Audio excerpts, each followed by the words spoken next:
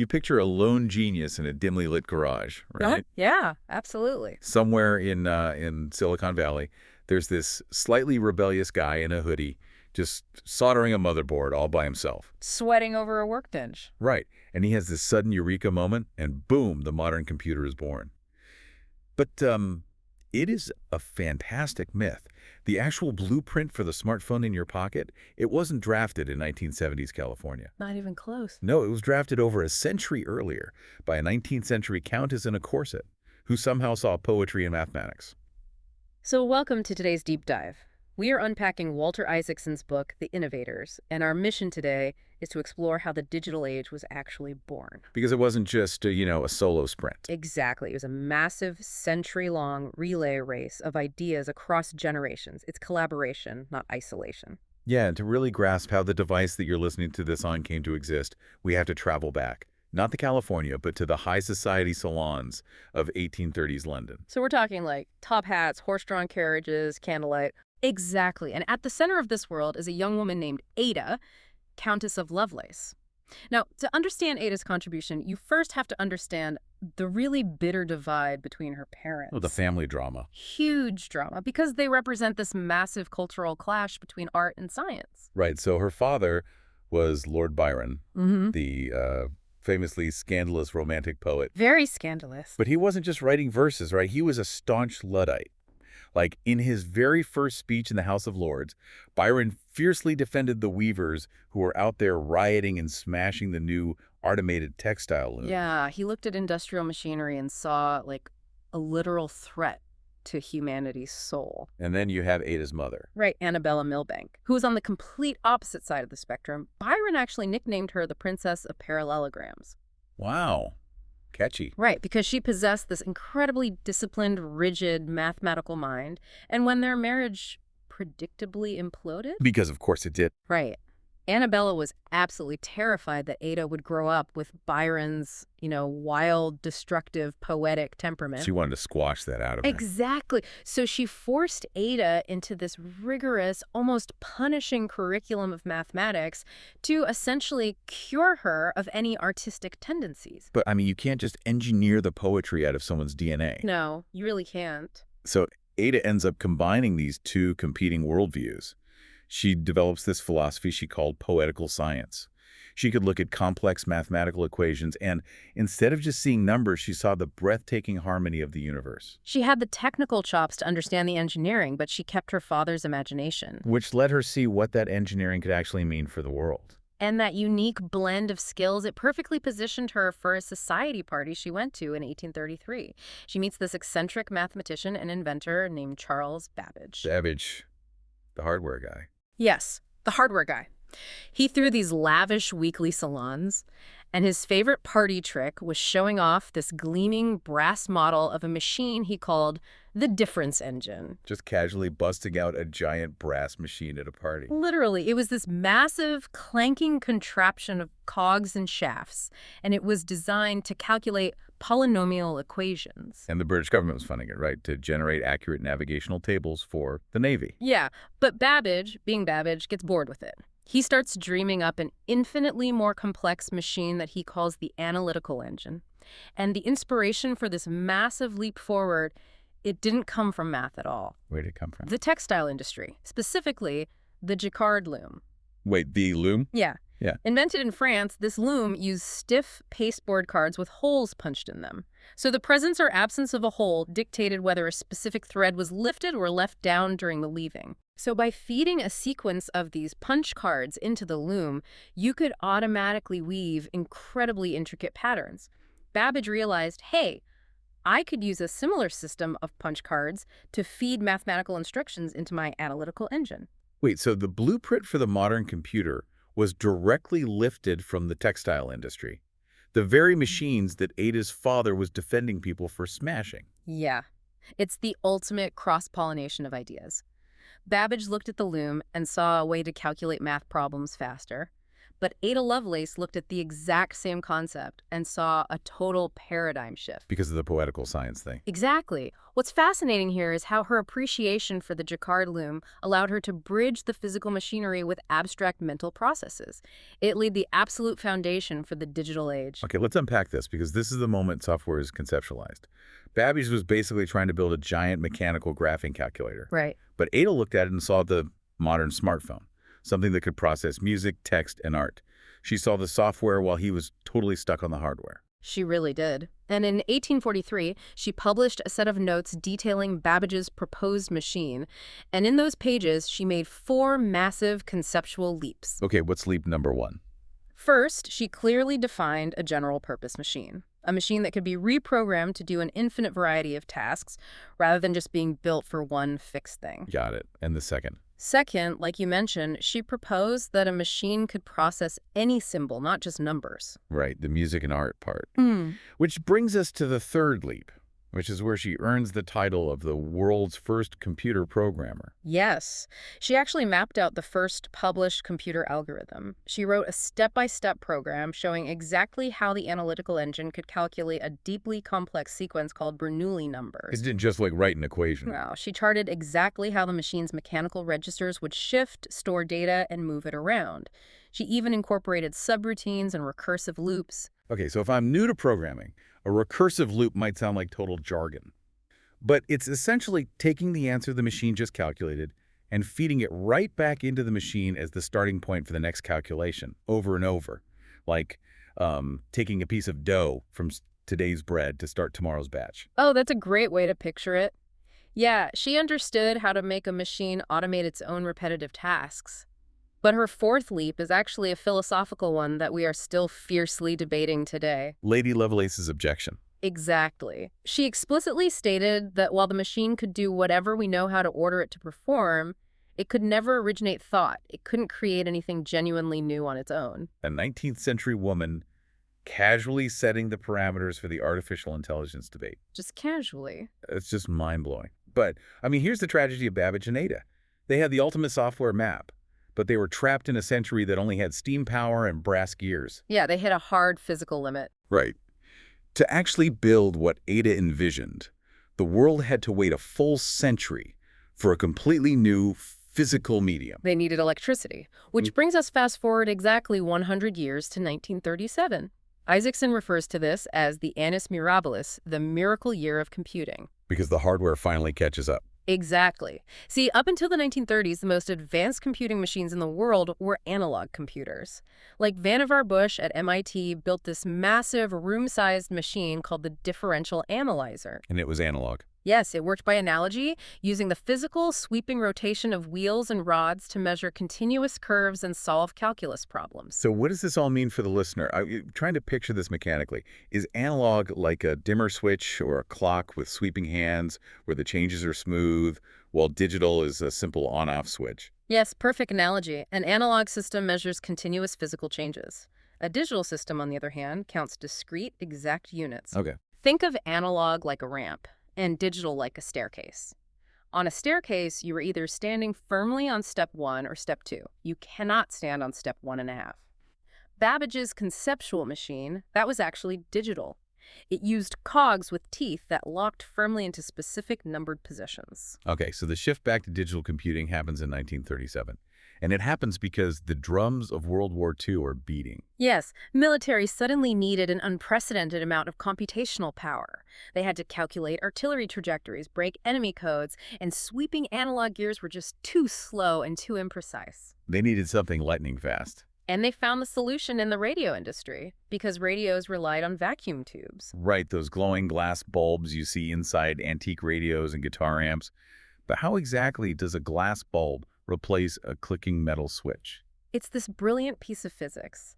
Inside the vacuum tube, you heat up a metal filament, and it boils off a steady stream of electrons that flow to a metal plate. But if you place a wire grid between the filament and the plate, you can control that flow. By applying a tiny negative voltage to the grid, it repels the electrons, instantly stopping the flow. It acts as a gate. Oh, So instead of a mechanical relay, like a physical piece of metal loudly clicking open and close to stop electricity, you were using an invisible force field to stop a flow of electrons. Exactly. And because there are no moving parts, a vacuum tube can switch on and off thousands of times per second. This allowed circuits to be electronic and operate at lightning speed. That's incredible. So in this miracle year of 1937, the four essential properties of the modern computer finally emerge. One, it's digital, using discrete states. Two, it's binary, using only two states, on or off, 1 or 0. 3, it's electronic, using vacuum tubes instead of mechanical gears. And 4, it's general purpose. Just as Ada Lovelace dreamed. Exactly. But, okay, having lightning-fast physical switches is only half the battle, right? You have the hardware, but you still need a way to make that hardware execute logic. You have to tell the machine how to actually think. Right, you need the theory. Which means moving away from the engineers building the physical switches and over to the theoreticians who are mapping out the underlying math. And this is where Alan Turing enters the story. So in 1937, Turing is this brilliantly eccentric English mathematician, and he was trying to solve a massive debate in math known as Hilbert's decision problem. Let's translate that for a second. The decision problem was essentially asking, is there a definitive mechanical procedure that can be used to determine whether any given mathematical statement is true or false? Yes. Basically, can logic be perfectly automated? To prove his answer, Turing invented a thought experiment. And he was supposedly running through an apple orchard when he imagined this. Running through an orchard? Yeah, just picturing this abstract concept. He imagined a logical computing machine, which we now call the Turing machine. He pictured an endless roll of paper tape divided into squares with either a blank or a symbol in each square. Okay, an endless paper tape. And the machine has a read-write head that moves left or right along the tape, reading the symbols and altering them based on a very simple table of instructions. I mean, it sounds incredibly primitive, almost like an old ticker tape machine. It does, but the mathematical proof behind it was profound. Turing proved that this theoretical machine could, if given enough time and tape, simulate the logic of literally any other machine. Wow. It was the mathematical proof that a universal general-purpose computer was possible. But, Turing's machine was purely theoretical. The world needed someone to figure out how to map that abstract logic onto actual physical electrical circuits. Which brings us across the Atlantic to MIT and Bell Labs and a graduate student named Claude Shannon. Isaacson notes that Shannon's master's thesis is literally referred to as the Magna Carta of the Information Age. That is quite a title. What did he actually do? Well, Shannon studied philosophy and mathematics, and he was deeply familiar with a system of logic created by a 19th century mathematician named George Boole. Boolean algebra. Right. Boolean algebra is a system that evaluates statements entirely on true-false propositions using basic operators like and or are and not. Okay. Now, Shannon was also working with electrical circuits, and he had an absolute stroke of genius. He realized you could map Boolean logic directly onto the physical wiring of electrical switches using relay switches. Okay, but how does that actually work in practice? How do you turn a wire into a logic puzzle? Okay, imagine you put two electrical switches in a row, in sequence, on a single wire. For electricity to flow all the way through, switch A must be closed, A and D switch B must be closed. Right, because they're in a line. Exactly. If either is open, the current stops. That physical setup perfectly executes a logical A and D function. Now imagine you split the wire into two parallel paths, put a switch on each path, and reunite them at the end. Okay, parallel wires. Electricity will reach the end if switch A is closed or R if switch B is closed. That executes a logical OR function. Here's where it gets really interesting. By combining thousands of these simple and/or circuits, you aren't just sending power down a wire anymore. You are evaluating complex logic. You are making a physical circuit process information. Yes. So the brain of the modern computer is actually a combination of a 19th century true-false logic puzzle and a guy running through an apple orchard imagining an infinite roll of paper tape. It is a beautiful convergence. Yep. And if we connect this to the bigger picture, we have to look at the environment where Shannon was working. Bell Labs. Right. Historians refer to Bell Labs as a trading zone. It wasn't an ivory tower of abstract theory. It was this messy, collaborative environment where highly eccentric theoretical mathematicians shared the same cafeteria tables with gritty, pragmatic telephone repairmen and electrical engineers. Is that cross-pollination again? Exactly. It was the physical proximity of these diverse minds mixing together that allowed abstract mathematical logic to be transformed into physical wiring. Okay, so if Bell Labs is the ultimate proof that collaboration creates innovation, we have to look at the flip side of the coin. What happens when brilliant minds try to build these world-changing machines totally by themselves? It usually doesn't end well. Right, because we love the story of the lone genius in a basement. Atanesov drawing on a napkin in a tavern sounds like a movie. But you're saying his isolation was actually his fatal flaw. Yes, and he's one of two huge cautionary tales. There were two men who fundamentally invented the modern computer in the late 1930s, totally independently of everyone we've discussed. But their names are largely forgotten because they were isolated. Okay, who's the first one? The first is Konrad Zuse. Zuse was a German civil engineer living in Berlin. In 1937, working out of his parents' living room, using a hand jigsaw and discarded 35mm movie film for punch tape, he built the Z1, followed by the Z2 and Z3. Working in his parents' living room. It's the ultimate garage startup story, just decades early. Exactly. And he built the world's first working, programmable digital computer. It was a masterpiece. But because he was isolated in a dictatorship heading into war, and because the German military just didn't support his work, he had no ecosystem. He was on an island. Right. He couldn't afford vacuum tubes, so he had to build it using clunky mechanical relays. And ultimately, his incredible machines were destroyed in the Allied bombing raids of Berlin. Wow. He had the vision, but no support system to protect or scale it. So who is the second cautionary tale? John Vincent Atanesov. He was a physics professor at Iowa State. And the legend goes that in the winter of 1937, he was so frustrated trying to calculate complex equations that he jumped into his Ford V8 and drove 189 miles through the night, crossing the Mississippi River into Illinois. That is a very dramatic drive. He pulled into a Roadhouse tavern, ordered a bourbon, and sketched out the design for an electronic computer on a cocktail napkin. I mean, that sounds exactly like a movie scene. It plays perfectly into that romantic myth of the sudden eureka moment. It really does. And his design was brilliant. He knew to use vacuum tubes for calculations, but he faced a massive hurdle, which was memory.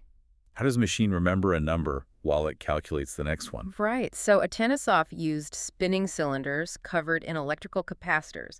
Capacitors hold a charge, representing a 1 or a 0, but they leak that charge very quickly. So the memory literally fades away. Exactly. So Atanesov designed the drum to physically rotate, and with every rotation, the machine would read the charge and sort of jog or refresh it, keeping the memory alive. Wait, that is essentially the direct ancestor of the dynamic RAM used in computers today, which constantly refreshes its memory state. So if his design was so brilliant, why did he fail? Well, to make a full-scale functioning machine, he needed a reliable way to read and write data in and out. He tried to build a punch card reader that used high-voltage electrical sparks to burn holes in the paper cards. Okay, burning holes with sparks sounds intense. It was a clever idea, but the sparks kept irksing unpredictably. It just never worked reliably. And because Atanesov was just a physics professor working with a single graduate student, he hit a wall. He didn't have a team of seasoned electrical engineers or machinists or, Bell Labs pragmatists to turn to when the mechanics got messy. Precisely. Innovation requires a critical mass of diverse skills. Atanesov had a world-changing concept, but he lacked the collaborative ecosystems like Bell Labs to troubleshoot the mechanical realities of his invention. So what happened to the machine? When World War II broke out, he was drafted into the Navy. His machine was left under a tarp in an Iowa State basement. Eventually, the university needed the storage space, and a grad student dismantled this priceless piece of technological history and sold it for scrap. Oh my, it is physically painful to hear that. Yeah. A machine that could have changed the course of history, sold for scrap metal because the inventor was working in a silo. It really is tragic. And you contrast Atanesov and Zuse with someone like Howard Aiken at Harvard. Right, the Harvard Mark I. Exactly. Aiken built the Harvard Mark IV, which was this massive 5-ton digital computer. But Aiken succeeded where Atanesov and Zuse failed because Aiken didn't try to build it alone. Who did he build it with? He convinced IBM to provide a team of their best engineers to handle the physical construction, and he got the Navy to provide a dedicated crew of mathematicians to operate it. So the brilliant concept is never enough on its own. You need the network to bring it to life and make it durable. Absolutely. This completely shifts how we should look at the technology surrounding us. I mean, the device you are using to hear this deep dive right now isn't the product of one solitary genius having a light bulb moment. No, not at all. It is the culmination of a breathtaking relay race. It literally holds the DNA of Jacquard's 18th century weaving looms, Ada Lovelace's poetic imagination, Turing's abstract mathematical proofs, Shannon's circuit logic, and the sprawling teams of unglamorous, brilliant engineers who physically wired it all together. It is a profound legacy of human connection. And, understanding that collaborative history raises an important question for us to leave you with today. What's that? Well, we talked about Lady Lovelace's objection. Her belief that machines can't originate anything, and they only do what we program them to do. But what happens when we program them to collaborate with us? Oh, wow. Right. As artificial intelligence grows, writing its own code, synthesizing research, generating new art, will the collaborative network of the future include machines not just as our tools, but as equal partners in the creative team? Man, if the history of the computer teaches us anything, it's that the next great leap won't happen in isolation. Thank you for joining us on this deep dive. Keep questioning the world around you, keep sharing your ideas, and let's go ahead and close the garage door on that lone genius myth for good. Catch you next time.